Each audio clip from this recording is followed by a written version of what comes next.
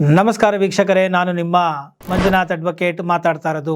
ಇವತ್ತು ಮನೆಗಳ ಮುಂದೆ ರಸ್ತೆಗಳಲ್ಲಿ ನೀವು ಕಾರುಗಳನ್ನು ನಿಲ್ಲಿಸಿದ್ದೇ ಆದಲ್ಲಿ, ನಿಮ್ಮ ವಾಹನಗಳನ್ನು ಟೂ ವೀಲರ್ಗಳೇ ಆಗಿರಬಹುದು, ವಾಹನಗಳನ್ನು ನಿಲ್ಲಿಸಿದ್ದೇ ಆದಲ್ಲಿ ನೀವು ಅದಕ್ಕೆ ಪಾರ್ಕಿಂಗ್ ಶುಲ್ಕವನ್ನು ಕಟ್ಟಬೇಕು ಅಂತ ಹೇಳಿ GBA ಪಾರ್ಕಿಂಗ್ ರೂಲ್ಸ್ 2026 ಮಾಡಬೇಕು ಅಂತ ಹೇಳಿ ಒಂದು ಪ್ರಪೋಸಲನ್ನು ಮುಂದಿಟ್ಟಿದ್ದಾರೆ.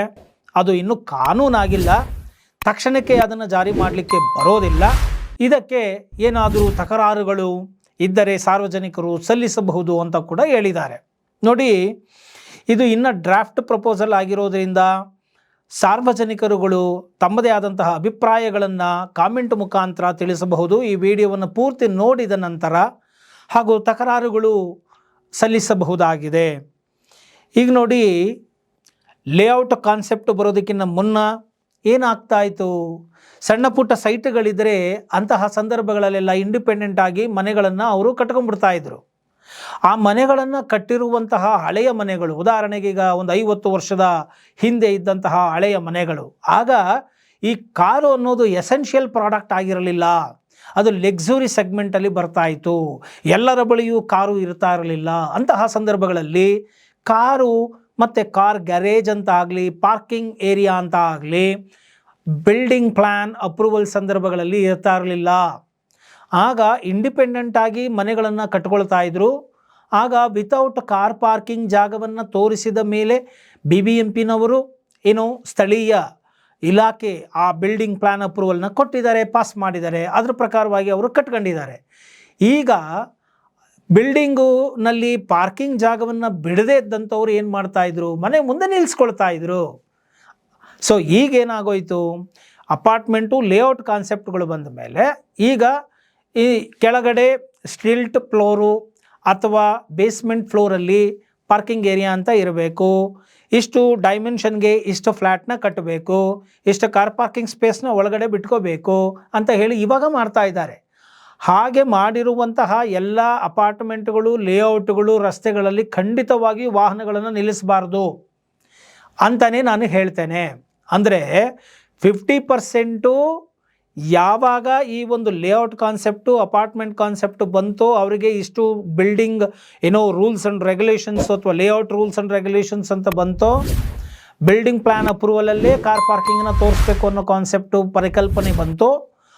ಆಗ ಮಾಡಿರ್ತಕ್ಕಂಥ ಪ್ರತಿಯೊಂದು ಬಿಲ್ಡಿಂಗ್ಗಳಿಗೂ ಕೂಡ ಯಾವುದೇ ರೀತಿಯಾದಂತಹ ಲೈಸೆನ್ಸ್ಗಳನ್ನು ರಸ್ತೆಗಳಲ್ಲಿ ನಿಲ್ಲಿಸಲಿಕ್ಕೆ ಕೊಡಬಾರದು ಅನ್ನೋದು ನನ್ನ ಒಂದು ವೈಯಕ್ತಿಕ ಅಭಿಪ್ರಾಯ. ಅಪಾರ್ಟ್ಮೆಂಟ್ ಒಳಗಡೆ ಅಥವಾ ಲೇಔಟಲ್ಲಿ ನೀವು ನಿಲ್ಲಿಸ್ರಿ ಅಂದಮೇಲೆ ತಿರುಗಿ ರಸ್ತೆನಲ್ಲಿ ಬಂದು ಯಾಕೆ ನಿಲ್ಲಿಸಬೇಕು? ಇನ್ನು ಹಳೆಯದಾಗಿ ಕಟ್ಟಿರ್ತಕ್ಕಂಥ ಇಂಡಿಪೆಂಡೆಂಟ್ ಬಿಲ್ಡಿಂಗುಗಳು ಕಟ್ಕೊಂಡಿದ್ದಾರೆ, ಅವರಿಗೆ ಆ ಕಲ್ಪನೆ ಇರಲಿಲ್ಲ. ಈಗ ಆಧುನಿಕತೆ ಬೆಳೆದ ಹಾಗೆ ಕಾರು ಅನ್ನೋದು ಒಂದು ನೆಸೆಸಿಟಿ, ಒಂದು ಮೋಡ್ ಆಫ್ ಟ್ರಾನ್ಸ್ಪೋರ್ಟೇಷನ್ಗೆ ಅವಿಭಾಜ್ಯ ಅಂಗ ಅನ್ನುವ ರೀತಿಯಲ್ಲಿ ಆಗಿರೋದ್ರಿಂದ, ಮತ್ತು ಇತ್ತೀಚೆಗೆ ಬ್ಯಾಂಕುಗಳು ಯರಾಬಿರಿ ಲೋನ್ಗಳನ್ನು ಕೊಡ್ತಾ ಇರೋದ್ರಿಂದ ಕೇವಲ ನೀವು 5% ಇಟ್ಕೊಳ್ಳಿ ಅಥವಾ 1 ಲಕ್ಷ ಡೌನ್ ಪೇಮೆಂಟ್ ಮಾಡಿದ್ರೆ ಸಾಕು, ನಿಮ್ಮ ಮನೆ ಮುಂದೆನೇ ಜರ್ರ ಅಂತ ತಂದು ನಿಲ್ಲಿಸ್ಬಿಡ್ತೀವಿ ಕಾರಣ ಅಂತ ಹೇಳ್ತಾ ಇರೋದ್ರಿಂದ, ಜನಗಳಿಗೂ ಐಷಾರಾಮಿ ಜೀವನ ಬೇಕಾಗಿರೋದ್ರಿಂದ, ದುಡ್ಡು ಇಲ್ಲದೆ ಹೋದರೂ ಸಾಲಗಳನ್ನು ಮಾಡಿ ಒಣಪ್ರತಿಷ್ಠೆಗಳಿಗಾಗಿ ಕಾರುಗಳನ್ನು ಇಟ್ಕೊಳ್ಳೋರು ಜಾಸ್ತಿ ಆಗಿರೋದ್ರಿಂದ, ಹಾಗಂತ ಮಾಡಬಾರ್ದ, ಬಡವರು ಖಂಡಿತ ಮಾಡಬೇಕು. ಆದರೆ ಅವಶ್ಯಕತೆಗಳನ್ನು ನೋಡಿಕೊಂಡು ಮಾಡಬೇಕು. ಆದರೆ ಎಲ್ಲರಿಗೂ ಅವಶ್ಯಕತೆ ಇದೆಯಾ, ಅದು ಅವರವರೇ ನೋಡ್ಕೋಬೇಕು. ಅವಶ್ಯಕತೆಗಳು ಇಲ್ಲದೇ ಇರೋವಂಥವರು ಕೂಡ ಕಾರುಗಳನ್ನು ತೆಗೆದುಕೊಂಡು, ಕಾರ್ ನಿಲ್ಸ್ಕೊಳ್ಳೋಕೆ ಜಾಗ ಇಲ್ಲದಿದ್ಮೇಲೆ ರೋಡಲ್ಲಿ ನಿಲ್ಸ್ಕೊಳ್ಳೋಕೆ ಯಾಕೆ ತಗೋಬೇಕು? ಧೈರ್ಯ ಏನು ಅಂತ ಹೇಳಿದ್ರೆ, ಇವ್ರುಗಳಿಗೆಲ್ಲ ಈಗ ಇನ್ಶೂರೆನ್ಸ್ಗಳು ಬೇರೆ ಬಂದ್ಬಿಡ್ತಾ ಇದೆ. ಬಾಡಿ ಇನ್ಶೂರೆನ್ಸ್ ತಕ್ಕಂಗೆ ಗಾಡಿಗೂ ಇನ್ಶೂರೆನ್ಸ್ಗಳಿರುತ್ತೆ. ಯಾರು ಗುದ್ಕೊಂಡು ಹೋದರೆ ಇನ್ಶೂರೆನ್ಸ್ ಕ್ಲೈಮ್ ಆಗುತ್ತೆ, ಯಾರಾದರೂ ಬೆಂಕಿ ಹಚ್ಚಿದ್ರೂ ಕ್ಲೈಮ್ ಆಗುತ್ತೆ, ಯಾರು ಡ್ಯಾಮೇಜ್ ಮಾಡ್ಕೊಂಡು ಹೋದರೂ ಕ್ಲೈಮ್ ಆಗುತ್ತೆ. ಅದ್ರಿಗೆ ಬೀದಿಗಳಲ್ಲಿ ಸಾರಾ ಸೆಟ್ಟಾಗಿ ಬಿಸಾಕಿರ್ತಾರೆ. 10 ಲಕ್ಷ 15 ಲಕ್ಷ ಬೆಲೆ ಬಾಳುವಂಥ ಕಾರುಗಳನ್ನ ಬೀದಿನಲ್ಲಿ ಬಿಸಾಕಿರ್ತಾರೆ, ಮನೆಯಲ್ಲಿ ನೆಮ್ಮದಿಯಾಗಿ ಮನಗ್ತಾರೆ. ಅದೇ ಯಾವುದೇ ಇನ್ಶೂರೆನ್ಸ್ಗಳಿಲ್ಲ ಅಂತ ಹೇಳಿ ಆಗೋಗ್ಬಿಟ್ಟಿದ್ರೆ ಅಂತಹ ಸಂದರ್ಭಗಳಲ್ಲಿ ಈ ರೀತಿಯಾಗಿ ನಡೀತಾ ಇತ್ತಾ? ಖಂಡಿತ ಇರ್ತಾ ಇರಲಿಲ್ಲ. ಆದ್ದರಿಂದ ಈಗೇನಾಗ್ತಾ ಇದೆ, ಈ ಒಂದು ಲೋನ್ಗಳು ಭರಾಟೆ ಜಾಸ್ತಿ ಆಗಿರೋದ್ರಿಂದ, ಕೊಡ್ತಾ ಇರೋದ್ರಿಂದ ಜನಗಳಲ್ಲಿಯೂ ಕೂಡ ಪರವಾಗಿಲ್ಲ ಇನ್ಶೂರೆನ್ಸ್ ಕ್ಲೈಮ್ ಮಾಡ್ಕೋಬೋದು ಅನ್ನೋದ್ರಿಂದ ಎಲ್ಲ ಬೀದಿಗಳಲ್ಲಿ ಬಿಡ್ತಾ ಇದ್ದಾರೆ. ಯಾರಿಗೆ ಇಂಡಿಪೆಂಡೆಂಟ್ ಆಗಿ ಬಿಲ್ಡಿಂಗ್ಗಳನ್ನು, ಹಳೆಯ ಬಿಲ್ಡಿಂಗ್ಗಳನ್ನು ಕಟ್ಕೊಂಡಿದ್ದಾರೋ ಅಂಥವ್ರುಗಳಿಗೆ ಆ ಏರಿಯಾದಲ್ಲಿ ಒಂದಷ್ಟು ಜಾಗವನ್ನು, ಕಾಮನ್ ಏರಿಯಾ ಯಾವುದಿದೆ ನೋಡಿಕೊಂಡು, ಅಂದರೆ ಉದಾಹರಣೆಗೆ CA ಏರಿಯಾ ಅಂತ ಬಿಡಲಾಗಿರುತ್ತೆ. ಆ ಸಿ ಎ ಏರಿಯಾನ ಇವರು ಪಾರ್ಕಿಂಗ್ ಸ್ಲಾಟ್ ಅಂತ ಮಾಡಿಕೊಂಡು ಅಲ್ಲಿ ಇವರು ಗಾಡಿಗಳನ್ನು ನಿಲ್ಲಿಸ್ಕೊಳ್ಳೋದಕ್ಕೆ ಅವಕಾಶ ಮಾಡಿಕೊಟ್ಟು ಪಾರ್ಕಿಂಗ್ ಸ್ಪೇಸನ್ನು ಕೊಟ್ಟು ಅಲ್ಲಿ ಒಬ್ಬರು ಸೆಕ್ಯೂರಿಟಿ ಗಾರ್ಡನ್ನು ಇಟ್ಟು ಅವರು ಏನೋ ಶುಲ್ಕಗಳನ್ನು ವಿಧಿಸಿದ್ದೇ ಆದಲ್ಲಿ ಸರ್ಕಾರ ಅದಕ್ಕೆ ಅರ್ಥ ಇದೆ. ಅಂಥ ಸಂದರ್ಭಗಳಲ್ಲಿ ಇವರು ಮಾಡ್ಕೊಳ್ಳೋದಕ್ಕೂ ಒಂದು ಅರ್ಥ ಇದೆ, ಮಾಡಬಹುದು. ಅದನ್ನು ಬಿಟ್ಟು ಸಪ್ರೇಟು ಪಾರ್ಕಿಂಗ್ ಸ್ಪೇಸ್ಗಳನ್ನು ಒಂದು ಫೀಲ್ಡ್ ಅಂತ ಇಟ್ಕೊಳ್ಳೋಣ ಉದಾಹರಣೆಗೆ. ಅದು ಆ ಜಿ ಬಿ ಎ ಉಸಾಬರಿ ಆ ಒಂದು ಫೀಲ್ಡಲ್ಲಿ ಒಂದಷ್ಟು ಕಾರುಗಳನ್ನ ನಿಲ್ಲಿಸ್ಕೊಳ್ಳೋಕೆ ಅವಕಾಶ ಕೊಟ್ಟು ಸೆಕ್ಯೂರಿಟಿನ ಇಟ್ಟು ಒಂದಷ್ಟು ನೋಡ್ಕೊಳ್ಳೋಕ್ಕೆ ವ್ಯವಸ್ಥೆ ಮಾಡಬೇಕು. ಅದನ್ನು ಬಿಟ್ಟು ಇವರು ಅದೇನೂ ಮಾಡ್ದೇನೆ ಕೇವಲ ರಸ್ತೆಗಳಲ್ಲಿ ಮನೆ ಮುಂದೆ ನಿಲ್ಲಿಸ್ಕೊಂಬಿಟ್ರೆ ನಾನು ಅದ್ರ ಮೇಲೂ ಪಾರ್ಕಿಂಗ್ ಶುಲ್ಕ ಹಾಕ್ಬಿಟ್ಟು ತಗೊಂಬಿಡ್ತೀನಿ ದುಡ್ಡನ್ನ. ಸ್ಮಾಲ್ ಕಾರ್ಗಳು ಅಥವಾ ಹ್ಯಾಚ್ ಬ್ಯಾಕ್ ಕಾರ್ಗಳಾದರೆ 15,000, ಸೆಡಾನ್ ಕಾರ್ಗಳಾದರೆ 20,000 ಮತ್ತು SUV ಗಾಡಿಗಳಾದರೆ 25,000 ವರ್ಷಕ್ಕೆ ತೊಗೊಂಬಿಡ್ತೀವಿ ಅಂತ ಹೇಳಿ ಏನು ಲೆಕ್ಕಾಚಾರವಾಗಿ ಕೇಳ್ಕೊಂಡು ಮೆಷರ್ಮೆಂಟ್ಗಳನ್ನೆಲ್ಲ ಹಾಕ್ಕೊಂಡು ಇವರು ಯಾವುದೋ ಒಂದು ಉಪೇಂದ್ರ ಸಿನಿಮಾದಲ್ಲಿ ಬಂದಿತ್ತಲ್ಲ, ಕಾಮನ್ ರೋಡ್ಗಳು ಏನಿದೆ ಅದನ್ನು ಕೂಡ ಭಾಗ ಮಾಡಿ ಸ್ಕ್ವೇರ್ ಫೀಟ್ ಲೆಕ್ಕದಲ್ಲಿ ಮಾಡಿ ಮಾರ್ಬಿಡ್ತಾರೆ ಅಂತ. ಈಗ ಪಾರ್ಕಿಂಗ್ ಸ್ಪೇಸಿಗೆ ಬಂದುಬಿಟ್ಟವ್ರೆ ಕಾನ್ಸೆಪ್ಟು ದುಡ್ಡು ವಸೂಲಿ ಮಾಡೋದಕ್ಕೆ. ಇದೆಲ್ಲ ಯಾಕೆ ಆಗ್ತಾ ಇದೆ ಗೊತ್ತಾ? ಜನಗಳಿಗೆ ಟ್ಯಾಕ್ಸ್ ಟೆರರಿಸಮ್ ನಡೀತಾ ಇದೆ ನಮ್ಮ ದೇಶದಲ್ಲಿ. ಯಾವ್ಯಾವ ಮೂಲೆಯಿಂದ ದುಡ್ಡು ಕಿತ್ಕೋಬೇಕು ಅಂತ ನೋಡ್ತಾ ಇದ್ದಾರೆ. ಸೊ ಹೀಗೆ ಇವರು ಯಾವುದೇ ಫೆಸಿಲಿಟಿಗಳನ್ನು ಕೊಡದೆ ರಸ್ತೆ ಗಾಡಿಗಳು ಓಡಾಡಲಿಕ್ಕೆ ಇರುವಂತಹ ರಸ್ತೆಗಳನ್ನು ಇವರು ಪಾರ್ಕಿಂಗ್ ಸ್ಪೇಸ್ ಅಂತ ಹೇಳ್ಬಿಟ್ಟು ಇವರು ದುಡ್ಡನ್ನು ವಸೂಲಿ ಮಾಡೋಷ್ಟು ಬಂದರೆ ಇನ್ನೆಂಥ ನೀಚ ಮಟ್ಟದ್ದು ಇದು ಅಂತ ನಾವು ಹೇಳಬೇಕಾಗತ್ತೆ. ಆದ್ದರಿಂದ ಗಾಡಿಗಳನ್ನು ನಿಲ್ಲಿಸಿದ್ರೆ ಜನಗಳಿಗೆ ತೊಂದರೆ ಆಗುತ್ತೆ ಅನ್ನೋದಾದರೆ ಫೈನ್ನ ಕಟ್ಟಿಬಿಟ್ರೆ ತೊಂದರೆ ಆಗೋದಿಲ್ವಾ? ಫೈನ್ ಕಟ್ಟಿದ್ರೂ ತೊಂದರೆ ಆಗುತ್ತಲ್ವಾ? ಅಲ್ಲಿಗೆ ವಾಹನ ಸವಾರನ ಹಕ್ಕನ್ನು ನೀವು ಮೊಟಕುಗೊಳಿಸಿ ಅವರಿಗೆ ಕಂಫರ್ಟು ಡ್ರೈವೇ ಸ್ಪೇಸ್ಗಳನ್ನು ಕೊಡದೆ ಅದರಲ್ಲೂ ಕೂಡ ನೀವು ದುಡ್ಡು ವಸೂಲಿ ಮಾಡಬೇಕು ಅಂತ ನಿಂತಿದ್ದೀರಾ. ಇದೆಲ್ಲ ಫ್ರೀ ಬೀಸ್ಗಳ ಒಂದು ಕೊಡುಗೆಗಳು. ಜನಗಳು ಅರ್ಥ ಮಾಡ್ಕೊಳ್ಳಿ. ಈ ಎಲ್ಲ ಉಚಿತ ಕೊಡುಗೆಗಳಿದಾವಲ್ಲ, ಇದಕ್ಕೆಲ್ಲ ಓಟನ್ನು ಒತ್ತಿ ಬಂದುಬಿಡೋದಲ್ಲ. ಆ ಫ್ರೀ ಬೀಸ್ಗಳೆಲ್ಲ ಸ್ಟಾಪ್ ಮಾಡಿದ್ರೆ ಈ ಎಲ್ಲ ನಾನ್ಸೆನ್ಸ್ಗಳು ಸ್ಟಾಪ್ ಆಗುತ್ತೆ ಅನ್ನೋದು ನನ್ನ ವೈಯಕ್ತಿಕ ಅಭಿಪ್ರಾಯ ಆಗಿದೆ. ಬಿಲ್ಡಿಂಗ್ ಡಿವಿಯೇಷನ್ಗಳನ್ನ ಮಾಡಿಕೊಂಡಿದ್ರೆ ಅಂಥವರಿಗೆ ಯಾವುದೇ ಕಾರಣಕ್ಕೂ ಅನುಮತಿಗಳನ್ನು ನೀಡಬಾರದು. ರಸ್ತೆಗಳು ಗಾಡಿಗಳು ಓಡಾಡಲಿಕ್ಕೆ ಇರುವಂಥದ್ದು ಹೇಗೆ ಫುಟ್ಪಾತು ಪಾದ ಸಂಚಾರಿಗಳಿಗೆ ಒಂದು ಫಂಡಮೆಂಟಲ್ ರೈಟ್ ಆಗಿದೆಯೋ ಹಾಗೆ ಡ್ರೈವ್ ವೇ ರೋಡ್ ಬಂದು ವೆಹಿಕಲ್ ಓನರ್ಸ್ಗಳಿಗೆ ಡ್ರೈವ್ ಮಾಡಲಿಕ್ಕೆ ಓಡಾಡಲಿಕ್ಕೆ ಇರುವಂತಹ ಒಂದು ಫಂಡಮೆಂಟಲ್ ರೈಟ್ ಆಗಬೇಕಿದು. ಇದನ್ನು ತಗೊಂಬಂದು ಬಿಸ್ನೆಸ್ ಮಾಡ್ಕೊಂಬಿಡ್ತೀನಿ, ನಾನು ಪಾರ್ಕಿಂಗ್ ಚಾರ್ಜ್ ಕಲೆಕ್ಟ್ ಮಾಡ್ಕೊಂಬಿಡ್ತೀನಿ ಅಂತ ಹೇಳಿದ್ರೆ ಇದು ಟೆಕ್ನಿಕಲಿ ಲೀಗಲಿ ರಾಂಗ್ ಆಗುತ್ತೆ. ಆ್ಯಂಡ್ ಮೋರ್ ಎವರ್ ಈ ಒಂದು ಲೇಔಟ್ಗಳಂತ ಮಾಡಿದಾಗ 40% ಕಾಮನ್ ಏರಿಯಾ ಬಿಟ್ಟಿರ್ತಾರೆ, ಅದು ಲ್ಯಾಂಡ್ ಓನರ್ಸ್ಗಳು ಬಿಡೋದು. ಯಾಕೆ ಬಿಟ್ಟಿರ್ತಾರೆ ಅಂದರೆ ಟು ಆಕ್ಸೆಸ್ ದ ಪ್ರಾಪರ್ಟೀಸ್ ಬಿಟ್ಟಿರ್ತಾರೆ. ಈಗ ಗೊತ್ತಾಯ್ತಲ್ಲ ಸರ್ಕಾರ 20,000 ಸ್ಕ್ವೇರ್ ಫೀಟ್ ಮೇಲಿದ್ರೆ 45% ಯಾಕೆ ಕೇಳ್ತಾ ಇದೆ ಅಂತ ಈಗ ಅರ್ಥ ಆಗ್ತಾ ಇದೆಯಾ? ಕಾಮನ್ ರೋಡ್ಗಳನ್ನ ಬಿಟ್ಟಿರ್ತಾರೆ, ಅದು ಲ್ಯಾಂಡ್ ಲಾರ್ಡ್ಸ್ಗಳದ್ದು ಮೂಲ, ಸರ್ಕಾರದ್ದಲ್ಲ. ಈಗ ಅದು ಕಾಮನ್ ಏರಿಯಾ ಆಯಿತು, ಇವರು ಟಾರ್ ಆಗ್ತಾ ಇದ್ದಾರೆ. ಈಗ ಅದಕ್ಕೆ ಬಂದ್ಬಿಟ್ಟು ಈಗ ಪಾರ್ಕಿಂಗ್ ತಗೋತೀವಿ, ನಮ್ಮದು ಜಾಗ ಅಂತ ಹೇಳ್ಕೊಂಡು ಬಂದವ್ರೆ. ಮೂಲತಃ ಅದು ಸರ್ಕಾರದ್ದ ಅಲ್ಲ. ಅದು ಈಗ ಒಂದು ಜಾಗ ಲೇಔಟ್ ಆದರೆ ಅದು ಕಾಮನ್ ಏರಿಯಾ ಭೂ ಮಾಲೀಕಂದಾಗಿರುತ್ತೆ, ಅಲ್ಲಿರೋರು ಎಲ್ಲ ಸೈಟ್ ಓನರ್ಗಳದಾಗಿರುತ್ತೆ. ಅವ್ರು ಆಕ್ಸೆಸ್ ಮಾಡೋಕ್ಕೆ ಆ ರೋಡ್ಗಳನ್ನು ಬಿಟ್ಟಿರ್ತಾರೆ. ಅದನ್ನು ನೀನು ಮೇಂಟೈನ್ ಮಾಡ್ಕೊಂಡು ಹೋಗಪ್ಪ, ಟಾರ್ ಹಾಕೊಂಡು ಇಷ್ಟು ಟ್ಯಾಕ್ಸ್ ತಗೋ ಅಂತ ಹೇಳಿದ್ರೆ ಈಗ ನೋಡಿದ್ರೆ ಈ ರಸ್ತೆಗಳು ಬಂದು ಸರ್ಕಾರದ್ದು, ಆದ್ದರಿಂದ ನಾವು ಅದನ್ನು ಪಾರ್ಕಿಂಗ್ ಮಾಡ್ಕೊಂಡು ದುಡ್ಡು ತಗೊಂಬಿಡ್ತೀವಿ ಅಂತ ಬಂದವ್ರೆ. ರಸ್ತೆಗಳನ್ನು ಕ್ವಾಲಿಟೇಟಿವ್ ಆಗಿ ಕೊಡೋ ಯೋಗ್ಯತೆ ಇಲ್ಲದ ಸರ್ಕಾರ ಈಗ ಪಾರ್ಕಿಂಗ್ ಸ್ಪೇಸ್ಗಳನ್ನ ಮಾಡಿಕೊಂಡು ದುಡ್ಡು ತಗೊಳಕ್ಕೆ ಬಂದಿದೆ. ಇವ್ರಿಗೆ ಇನ್ನೇನು ಮಾಡೋ ಕೆಲಸ ಇಲ್ವಾ? ಯಾಕೆ ಹಿಂಗೆ ಜನಗಳಿಗೆ ತೆರಿಗೆ ಅಂತ ತಲೆ ತಿಂತಾ ಇದ್ದಾರೆ ಜನಗಳಿಗೆ? ಸವಲತ್ತುಗಳನ್ನು ಕೊಡಿ. ಅವ್ರು ಕಟ್ತಾ ಇರೋ ಟ್ಯಾಕ್ಸ್ಗಳಿಗೆ ಫಸ್ಟು ಹೇಗೆ ನಾವು ಸವಲತ್ತುಗಳನ್ನು ಕೊಡೋಣ, ಅವರಿಗೆ ಹೇಗೆ ಅನುಕೂಲವನ್ನು ಮಾಡಿಕೊಡೋಣ, ಈ ಬೆಳೆದ ಅಭಿವೃದ್ಧಿ ರಾಷ್ಟ್ರಗಳಲ್ಲಿ ಕೊಡುವ ರೀತಿಯಲ್ಲಿ ಹೇಗೆ ನಾವು ಅವರಿಗೆ ಸೌಕರ್ಯಗಳನ್ನು ಕೊಡೋಣ ಅನ್ನೋದ್ರ ಬಗ್ಗೆ ಯೋಚನೆ ಮಾಡಿ. ಅದನ್ನು ಬಿಟ್ಟು ಬರೀ ತೆರಿಗೆ ವಸೂಲಿಗೆ ಇಳಿದುಬಿಟ್ಟಿದ್ದಾರೆ. ಇದೇ ಥರ ಆಗೋಯ್ತು ಅಂದರೆ ನಾಳೆ ಉಸಿರಾಡೋ ಗಾಳಿಗೂ ತೆರಿಗೆ ಕೊಡಿ, ನಾಳೆ ಮನೆಯಲ್ಲಿಗೂ ಕೂತ್ಕೊಂಡಿರೋದಕ್ಕೂ ತೆರಿಗೆ ಕೊಡಿ, ಎಲ್ಲದಕ್ಕೂ ಕೊಡಿ ಅಂತ ಬಂದುಬಿಡ್ತಾರೆ. ಎಲ್ಲ ನಾವು ಅಡ್ಜಸ್ಟ್ ಮಾಡ್ಕೊಂಡು ಹೋಗ್ತಾ ಇದ್ದೀವಿ. ಆದರೆ ಸರ್ಕಾರ ಅಡ್ಜಸ್ಟ್ ಮಾಡ್ಕೊಂಡು ಹೋದ್ರೂ ನಮ್ಮನ್ನು ಬದುಕಕ್ಕೆ ಬಿಡ್ತಾ ಇಲ್ಲ. ಇಂಚಿಂಚಿನೂ ತೆರಿಗೆ ಕಟ್ಟಿ ಅಂತೇಳಿ ಪ್ರಾಣನ ತಿಂತಾ ಇದೆ. ಇಂತಹ ಸರ್ಕಾರಗಳು ನಮಗೆ ಬೇಕಾ? ಇಂತಹ ಫ್ರೀ ಬೀಸ್ ಯಾರು ಘೋಷಣೆ ಮಾಡ್ಕೊಂಡು ಬರ್ತಾರಲ್ಲ ಅಂತ ಸರ್ಕಾರಗಳನ್ನು ಮೊದಲು ವರ್ಜ್ಯ ಮಾಡಿ, ಅವರುಗಳನ್ನು ಹತ್ತಿರಕ್ಕೆ ಕೂಡ ಬಿಟ್ಕೋಬೇಡಿ. ಯಾಕೆಂದರೆ ಅವ್ರ ಮನೆಯಿಂದ ಯಾರೂ ತೊಗೊಂಬಂದು ಏನೂ ಮಾಡಲ್ಲ. ಅಲ್ಟಿಮೇಟಾಗಿ ಜನಗಳ ಪ್ರಾಣ ತಿಂತಾರೆ. ನಮ್ಮ ದುಡ್ಡುಗಳ್ನ ತಿಂದು ಆ ಫ್ರೀ ಬೀಸ್ ಅಂದ್ಕೊಂಡು ಅದರಲ್ಲೂ ಒಂದು ಅರ್ಥ ಗುಳಂ ಸ್ವಾಹ ಮಾಡ್ಕೊಂಡು ಸೌಕರ್ಯಗಳನ್ನ ಕೊಡದೆ ಮತ್ತು ತಿರುಗಿ ಇನ್ಯಾವ್ಯಾವುದೋ ದಾರಿಗಳಲ್ಲಿ ಟ್ಯಾಕ್ಸ್ಗಳನ್ನ ಹಾಕಿ ನಮ್ಮನ್ನು ಸುಲಿಗೆ ಮಾಡ್ತಾರೆ. ಆದ್ದರಿಂದ ಇಂತಹ ಫ್ರೀ ಬೀಸ್ ಸರ್ಕಾರಗಳು ನಮಗೆ ಬೇಡವೇ ಬೇಡ. ಅಭಿವೃದ್ಧಿ ಚಿಂತನಾಶೀಲತೆಯನ್ನು ಇಟ್ಕೊಂಡಿರ್ತಕ್ಕಂತಹ ಒಳ್ಳೆಯ ವಿದ್ಯಾವಂತ ರಾಜಕಾರಣಿಗಳು ನಮ್ಮ ದೇಶಕ್ಕೆ ಬೇಕಾಗಿದ್ದಾರೆ. ಆದ್ದರಿಂದ ಎಜುಕೇಟೆಡ್ ಕ್ಲಾಸನ್ನು ನಮಗೆ ಬೇಕು. ನೋಡಿ, ಇವತ್ತು ನೈಸ್ ಟೋಲ್ದು ನಾನು ಮೊನ್ನೆ ಮಾತಾಡಿ ಹಾಕಿದ್ದೆ, ಅಲ್ಲಿ ಏನು ಜನ ಇಷ್ಟು ಆಲ್ರೆಡಿ ಕಲೆಕ್ಷನ್ ಮಾಡಿಬಿಟ್ಟವ್ರೆ, ಅದಕ್ಕೋಸ್ಕರ ಬಿಟ್ಬಿಡ್ಬೇಕು ಅಂತಾರೆ. ಜನ ತಿಳಿಕೊಳ್ಳೋದೇ ಇಲ್ಲ, ಸುಮ್ಮನೆ ಮಾತಾಡ್ತಾ ಇರ್ತಾರೆ.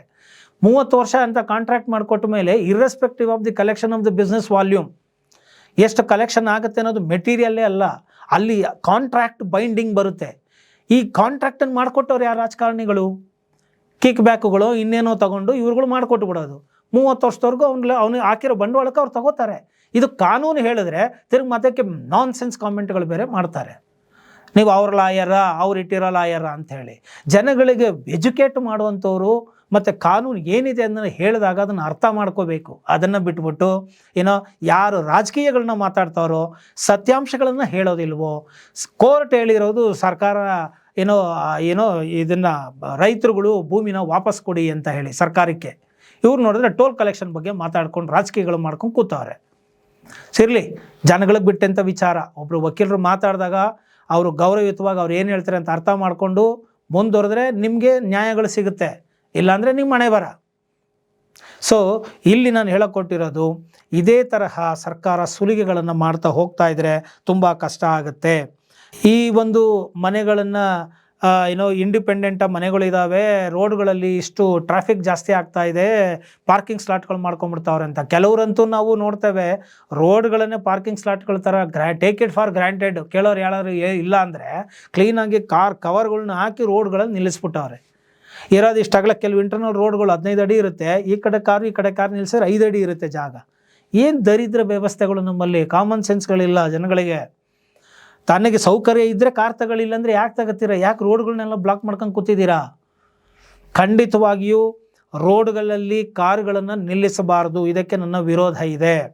ವೈಯಕ್ತಿಕವಾಗಿ ನಾವು ಸಭ್ಯ ಸಮಾಜವನ್ನು ಕಟ್ಟಬೇಕು ಅಂತ ಹೇಳಿದ್ರೆ, ನಾಗರಿಕ ಸಮಾಜವನ್ನು ಕಟ್ಟಬೇಕು ಅಂತ ಹೇಳಿದ್ರೆ, ಒಳ್ಳೆ ಅಭಿವೃದ್ಧಿಶೀಲ ದೇಶಗಳಲ್ಲಿ ಇರುವ ಹಾಗೆ ನಾವು ಮಾಡಬೇಕು ಅಂತ ಹೇಳಿದ್ರೆ ನಾವು ಸಹಕಾರವನ್ನು ಕೊಡಬೇಕು ಸರ್ಕಾರಕ್ಕೆ. ರಸ್ತೆಗಳನ್ನು ನಿಲ್ಲಿಸ್ಕೊಳ್ಳೋದಕ್ಕೆ ಇನ್ಯಾವುದೋ ಕಾಮನ್ ಏರಿಯಾನ ತೊಗೊಂಡು ಅಲ್ಲಿ ನಿಲ್ಲಿಸ್ಕೊಳ್ಳೋಕ್ಕೆ ವ್ಯವಸ್ಥೆ ಮಾಡಿಕೊಡ್ಬೇಕು. ಕಾರ್ ತಗೋಬಾರ್ದು ಅಂತಲ್ಲ, ಅದಕ್ಕೆ ಪರ್ಯಾಯ ವ್ಯವಸ್ಥೆಗಳನ್ನು ಮಾಡ್ಕೋಬೇಕು. ಅದನ್ನು ಮಾಡಿ ಇವರು ಚಾರ್ಜ್ಗಳನ್ನು ಮಾಡಲಿ. ಅದು ಬಿಟ್ಬಿಟ್ಟು ಓಡಾಡೋಕ್ಕೆ ಅಂತ ಬಿಟ್ಟಿರೋ ರಸ್ತೆಗಳನ್ನ ಈಗ ನಮ್ಗೆ ಹ್ಯಾಂಡ್ ಓವರ್ ಆಗಿದೆ, ನಮ್ದು ಇದು ಅಂತ ಹೇಳ್ಬಿಟ್ಟು ಅದನ್ನು ಮೀಟ್ರ್ ಲೆಕ್ಕದಲ್ಲಿ, ಟೇಪ್ ಲೆಕ್ಕದಲ್ಲಿ ಅಳತೆಗಳು ಮಾಡಿಕೊಂಡು ವಸೂಲಿ ಮಾಡೋಕ್ಕೆ ಬಂದುಬಿಟ್ರೆ ಯಾವ ನ್ಯಾಯ ಇದು? ಯಾವ ಕಾನೂನು ಇದು? ಇದು ಟೆಕ್ನಿಕಲಿ ಸಸ್ಟೈನಬಲ್ ಆಗಲ್ಲ, ಲೀಗಲಿನೂ ಕೂಡ ಇದು ಸಸ್ಟೈನಬಲ್ ಆಗಲ್ಲ. ಇಂಥ ಒಂದು ಯೋಚನೆಗಳನ್ನು ತಗೊಂಡು ಇವ್ರುಗಳು ಬರ್ತಾರೆ ಮಿನಿಸ್ಟ್ರುಗಳು ಮಾತಾಡೋದಕ್ಕೆ. ಜನಗಳಿಗೆ ಕೊಡ್ತಾರ ಟ್ಯಾಕ್ಸ್ಗೆ ಫಸ್ಟಿಗೆ ಏನು ಫೆಸಿಲಿಟಿ ಕೊಡ್ತಾ ಇದ್ದೀರಾ?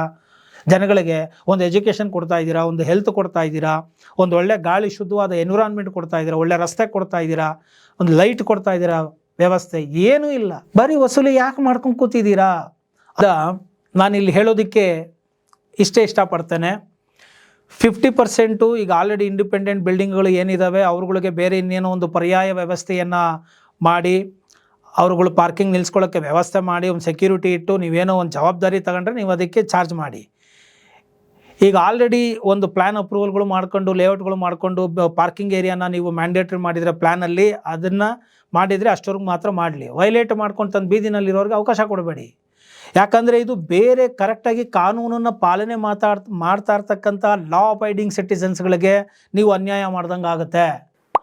ನಾಳೆ ಪಾರ್ಕಿಂಗ್ಗಳಿಗೆ ಲಕ್ಷಗಟ್ಟಲೆ ಕೊಟ್ಬಿಟ್ಟು ಕಟ್ಕೊಂಡು ಕೂತಿರೋರು ಒಬ್ಬರ ಇರ್ತಾನೆ ಒಳಗೆ ಬಿಟ್ಕೊಂಡು, ಇನ್ನೊಬ್ಬ ಏನೂ ಕಟ್ಟೋದಿಲ್ಲ, 2 ಲಕ್ಷ ರೂಪಾಯಿ ಗಾಡಿನೂ ಇರೋಲ್ಲ, ಗಾಡಿ ಬೆಲೆ 1 ಲಕ್ಷ ರೂಪಾಯಿ ಇರೋಲ್ಲ, ಮುಂದೆ ಬೀದಿಗೆ ಹಾಕ್ಬಿಟ್ಟು ಕವರ್ ಹಾಕ್ಬಿಟ್ಟು ನಿಲ್ಲಿಸಿರ್ತಾನೆ.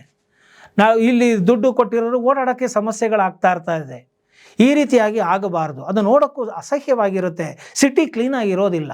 ಫುಟ್ಪಾತನ್ನು ಹೆಂಗೆ ಕ್ಲಿಯರ್ ಮಾಡಿದ್ರೋ ಹಾಗೆ ರೋಡ್ಗಳನ್ನು ಇವಾಗ ಕ್ಲಿಯರ್ ನೀವು ಮಾಡಲೇಬೇಕು. ಇದು ವಾಹನ ಸಂಚಾಲಕರ ಒಂದು ಹಕ್ಕಾಗುತ್ತೆ. ಇದರಲ್ಲಿ ಒಂದು ಸತಿ ನೀವು ಪಾರ್ಕಿಂಗ್ ಮಾಡೋರಾಗಿ ಯೋಚನೆ ಮಾಡಬೇಡಿ, ಗಾಡಿ ಓಡಿಸೋರಾಗಿ ಕೂಡ ನೀವು ಯೋಚನೆ ಮಾಡಿ. ಆವಾಗ ಏನೋ ಆ ಕಡೆ ಈ ಕಡೆ ರಸ್ತೆಗಳಲ್ಲಿ ಪಾರ್ಕಿಂಗ್ಗಳಿದೆ, ನೆಮ್ಮದಿಯಾಗಿ ಓಡಾಡುವಂಥ ವ್ಯವಸ್ಥೆ ಆಗಲಿ. ಕಾನೂನನ್ನು ಪಾಲನೆ ಮಾಡಿ ನಿಮ್ಮ ಬಿಲ್ಡಿಂಗುಗಳಲ್ಲಿ, ನಿಮ್ಮ ಸೈಟ್ಗಳಲ್ಲಿ ನೀವು ಕಾರುಗಳನ್ನ ನಿಲ್ಲಿಸ್ಕೊಳ್ಳಿ. ಹಳೆ ಬಿಲ್ಡಿಂಗ್ಗಳು ಈಗ ಆಲ್ರೆಡಿ ಅವ್ರು ಕಟ್ಟಿಬಿಟ್ಟಿದ್ರೆ ಅಂಥವ್ರಿಗೆ ಒಂದು ವಿನಾಯಿತಿ ಕೊಟ್ಟು ಯಾವುದೋ ಒಂದು ಕಾಮನ್ ಏರಿಯಾನ ನೀವು ನಿಯರ್ ಬೈ ಹುಡುಕ್ಬಿಟ್ಟು ಅಲ್ಲಿ ನೀವು ಅವರಿಗೆ ವ್ಯವಸ್ಥೆ ಮಾಡಿಕೊಟ್ಟು ಚಾರ್ಜ್ ಮಾಡಿ. Without providing extra service you are not suppose to collect any fee. ಏನೂ ಎಕ್ಸ್ಟ್ರಾ ಸೇವೆನೇ ಮಾಡದೆ ನೀವು ಸರ್ವಿಸನ್ನೇ ಕೊಡದೆ ಹೇಗೆ ನೀವು ಡಿಮ್ಯಾಂಡ್ ಮಾಡ್ತೀರಾ ಅನ್ನೋದು ಇಲ್ಲಿ ಮೂಲಭೂತವಾದಂಥ ಪ್ರಶ್ನೆ ಎದ್ದೇಳುತ್ತೆ ಅಂತ ಹೇಳ್ತಾ, ನನ್ನ ಒಂದು ಅಭಿಪ್ರಾಯ ಸರಿಯಾಗಿದ್ದೇ ಆದಲ್ಲಿ ಅಥವಾ ನಿಮ್ಮ ಅಭಿಪ್ರಾಯಗಳನ್ನು ತಿಳಿಸೋರಾದರೆ ಖಂಡಿತವಾಗಿಯೂ ಕೂಡ ಕಾಮೆಂಟ್ಗಳನ್ನು ಮಾಡಿ, ಇತರರಿಗೂ ಶೇರ್ ಮಾಡಿ, ಇಷ್ಟ ಆಗಿದ್ದರೆ ಲೈಕ್ ಮಾಡಿ. ಜೈ ಹಿಂದ್, ಜೈ ಕರ್ನಾಟಕ ಮಾತೆ.